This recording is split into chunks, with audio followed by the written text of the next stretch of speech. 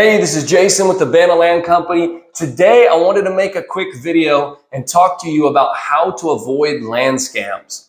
So maybe you got a letter in the mail or you got some sort of an offer electronically and someone's reached out to you that maybe you didn't know and said, hey, I'd like to buy your land.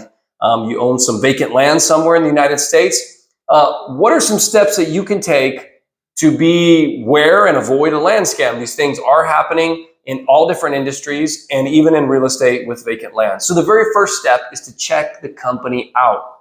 So if you got a letter from our company, I'm glad you're watching this video. It means you've checked our company out. Go and Google the Bana Land Company or whatever the company name is and see the website that it pulls up. For instance, any company doing decent business in today's world has an online presence. They have an online profile. So look up their website, see what it looks like. Go ahead and pull them up on Facebook. Look to see if they have a Facebook fan page or profile page. Is it active? What's happening there? Look them up on YouTube. You can type in the company name on YouTube. You'll see if they're actually making content, what the faces of the company are, what the feel or the story behind it is. Or if they're not on YouTube, I'll tell you a quick secret. Maybe people are giving reviews about the company and their experiences on YouTube. So YouTube is always a great source. But most of all, go and Google the Secretary of State's business lookup for the state that they're registered in. Now, with land, someone could be registered in one state and buy land in all different states. So they don't have to necessarily be registered in the state they're making the offer on your land in.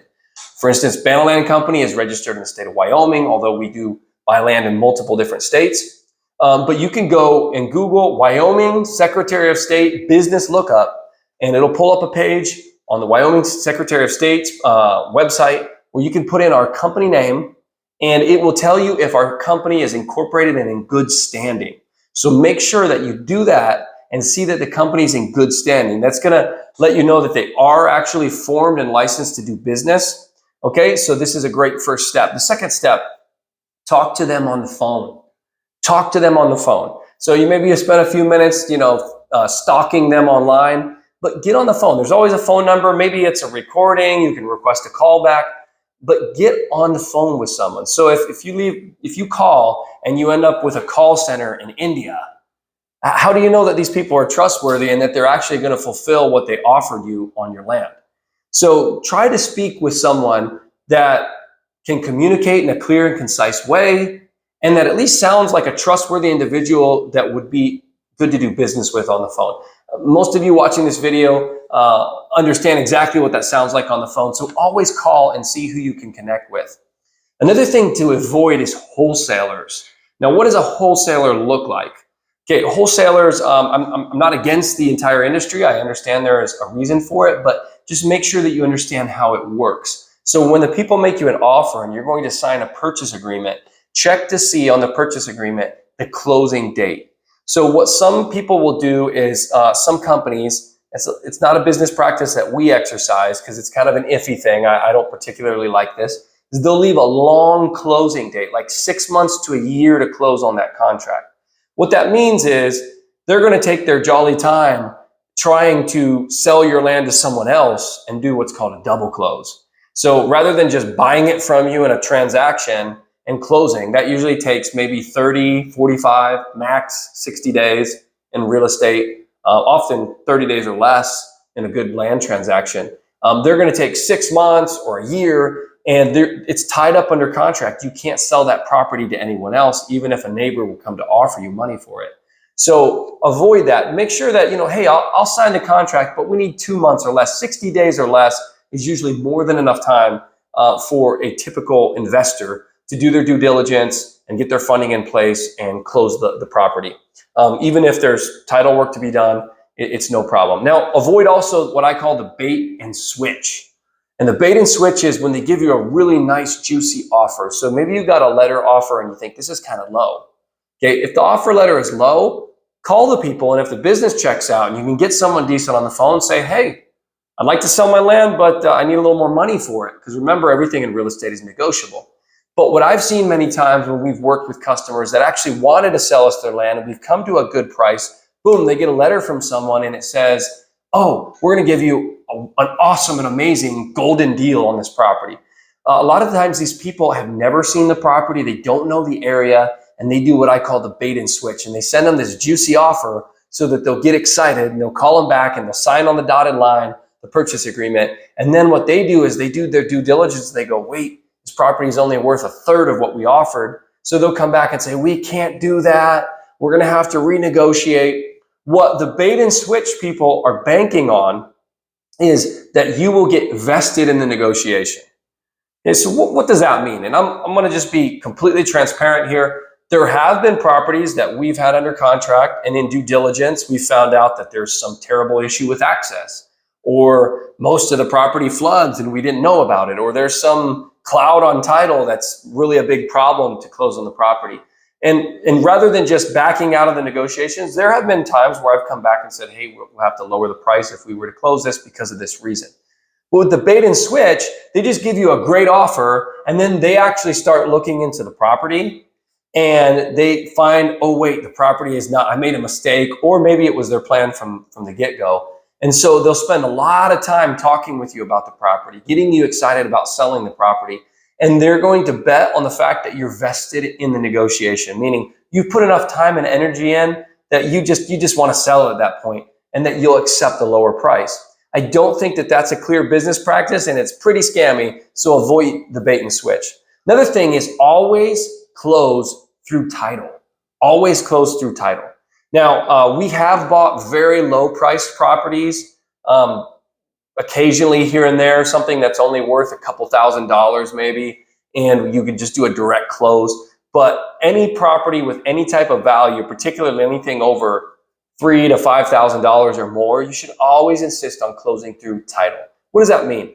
It means that there's going to be a state licensed title company or real estate attorney that works in the county where your property is located.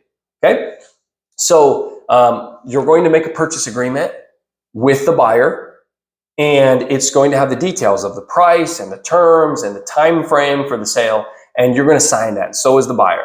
And then you're going to ask them and insist before you sign that it goes through a title company. They should have no problem. If they're a decent company doing business in that area, they should already have a contact or preferred title company. Or if you have your own preferred real estate attorney or title company, insist on using yours.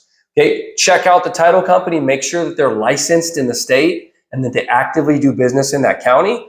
A quick Google search, phone call can show you that. And then send that purchase agreement to the title company and make sure that the land buyer gives you a contact person there. It's usually what's called a closing agent or a title agent. And that person will handle the entire closing process. So they'll be on the phone with you or send you emails with the closing documents. And the title company acts as a third party that protects really both people's interests. So there's no actual exchanging of hands of money or opportunity for anyone to get ripped off. The title company will investigate the title and the deed, and they'll make sure that it's clear for closing. They'll tell the buyer that. They'll provide title insurance for the buyer. And then they will open escrow, and the buyer will have to put the funds into escrow. And then they'll send the documents for closing, the deed and other documents, to you as the seller to execute, and you'll send those back to the title company. And then on the closing date, the title company will settle the account, they'll pay you your money, and they will register the deed at the county recorder's office.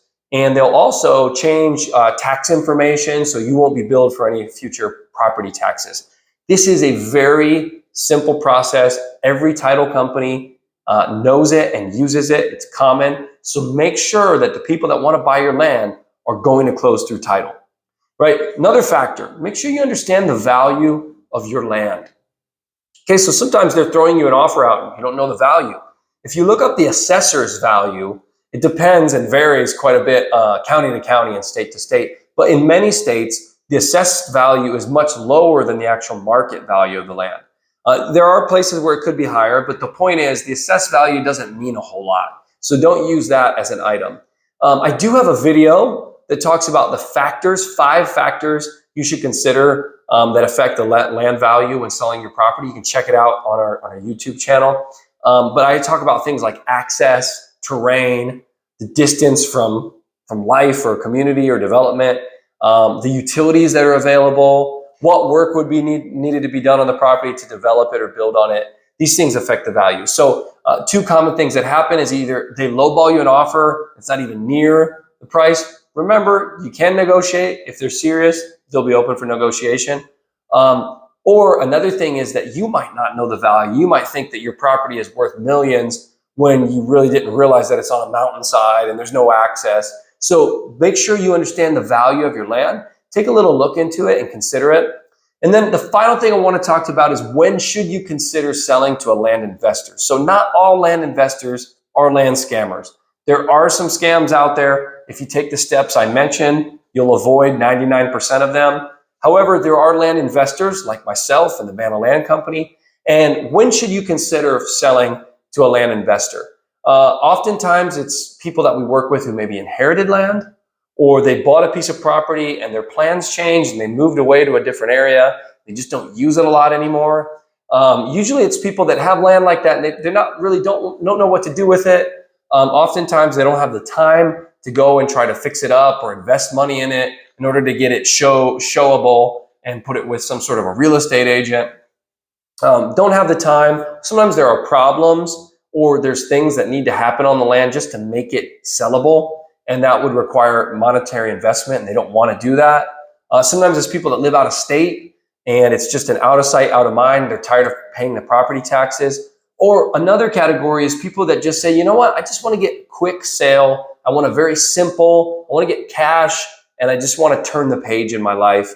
No frills. And people that like to sell to professionals. So a benefit of selling to a land company like us is that we're professionals. We know what we're looking at when we see your property, and we're not going to come back like the guy that bought the used car from you and say, hey, you ripped me off. We're going to do our due diligence. We buy it. The sale is final. So if you're looking for a no frills cash offer, quick close, simple process where we communicate every step of the way, reach out to me or my team. Go to banalandco.com. That's our website. You can leave a comment on this video or just respond to our team. And we would love to answer your questions and take a look at your property and see if we can get you a cash offer. At the very least, we can tell you a little bit more about your property and hopefully educate you. So God bless you. Have a great day, and I wish you the best with the sale of your property.